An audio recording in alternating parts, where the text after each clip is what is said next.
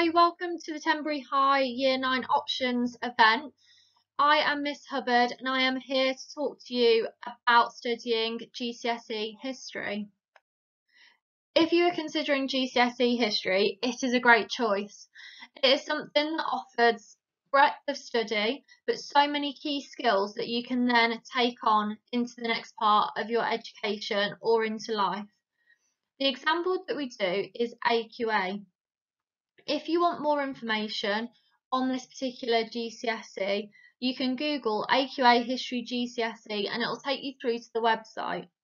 These are the following units that we study at GCSE. Health and the People, so medicine through time basically. Conflict and Tension in Asia, focusing on the Vietnam War and the Korean War. Elizabethan England, and Germany from Democracy to Dictatorship, which is Nazi Germany. So the most important question is, what will I study if I pick History GCSE? I've tried to pick a variety of different topics that I think fit well together but appeal to a lot of you. So the first one is Health and the People.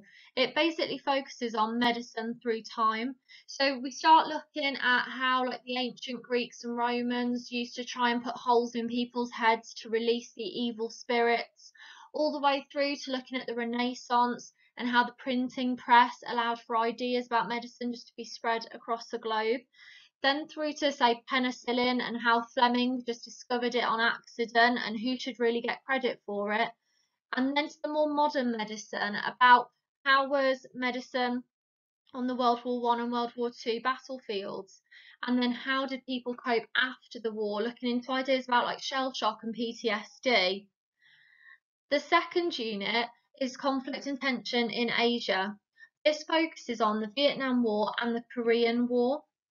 A lot of you in Year 9 in history are starting to look at sort of World War II and will be thinking about the long-term impact that World War II had on the globe, which ultimately links in with this topic of the Cold War.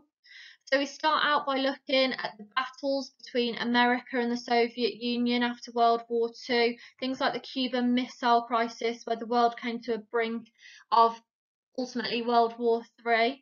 We'll be looking at some of the tactics in the Vietnam War, so how the Americans used planes to drop chemical weapons like napalm, Agent Blue, Agent Orange on the Viet Cong fighters, and how the Viet Cong would respond with some of their tactics and the tunnels that they dug underneath the jungles. Then the third unit is Elizabethan England, which actually fits really nicely with the English GCSE, where you're looking at Shakespeare. There's quite a bit of crossover with this. So we're going to be thinking about who was Elizabeth, why did she not want to marry? And it all links in with kind of religion and some of the tensions at the time and how she was challenged as a woman. And then it ties in right at the end with looking at the Spanish Armada and how King Philip II of Spain was desperate to marry Elizabeth to try and join England with Spain, but she refused. And after numerous attempts at proposing to her, she sent a cannonball back to him to say, this is it, it's not going to happen, which resulted partly in the Spanish Armada. So we'll look at that. And then the final unit is Germany from Democracy to Dictatorship, which is actually what we're studying right now in Year 9. We'll be thinking about who was Hitler, where did he come from, how did he get to power. We'll look at some of the treatment of different groups of people like minorities, disabled people, and look at his approach and his views towards them. And then we tie that in with World War II and look at how Nazi Germany coped throughout those 6 years of fighting. The next question to probably ask is, well, how will I even be assessed in GCSE history? Now, the GCSE history course contains only exams. So the formal exam will make up 100% of the course. Now you have 2 exams and they cover the units that we mentioned. So paper 1 is Elizabeth and then Health and the People, and paper 2 is Conflict and Tension in Asia and then the Germany Democracy to Dictatorship unit. And this is graded from grades 1 to 9. And then final question, why study history? History is a popular and exciting subject which teaches you about key periods and events in the past with the aim of enabling you to interpret the present. Through studying history, students gain a number of transferable skills which will be essential in both further education and employment.